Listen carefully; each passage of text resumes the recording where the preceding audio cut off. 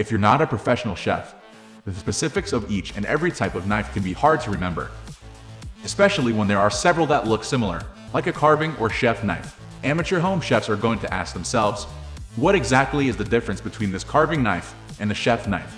Continue this video to find out more about each type of knife, their different uses, and how to care for them.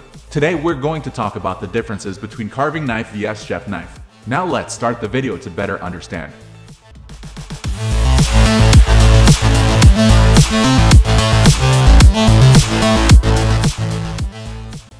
What are the differences? The primary difference between carving knives and chef's knives is their design and use. Most carving knives are long with thin blades and are used primarily for carving meat.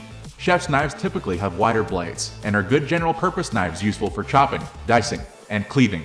So, what exactly is so different about carving knives versus the blade style is the main difference between them? It isn't the only factor. Let's talk about some of the main differences between these two common types of kitchen knives. They each have different uses. A chef's knife has many uses. It is a good choice for all different kinds of food and cutting techniques, and the wide blade makes it easy to lift the food you just chopped into the pan.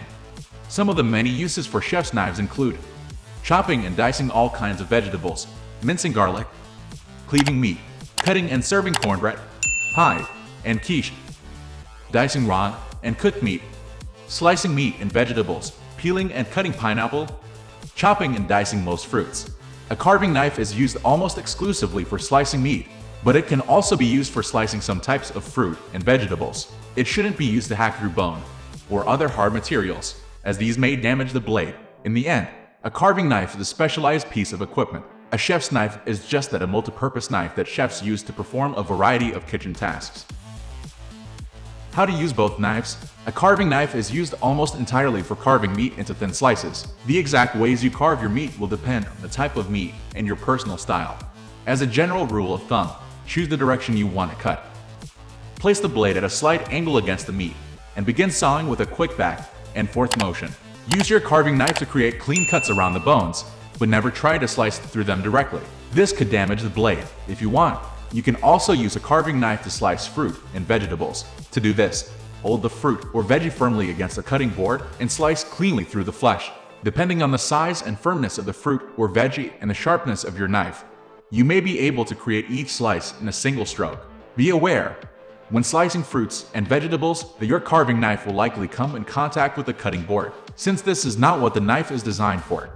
A chef's knife, as we already discussed, is far more versatile than a carving knife. You can use it in place of a carving knife to slice meat, using the same techniques you would use with a carving knife.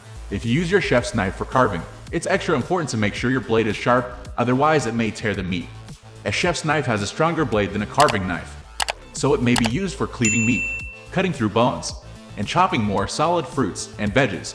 That said, you should still take care not to abuse the blade by attempting to saw through large bones, using excessive force, or using the knife on non-food items.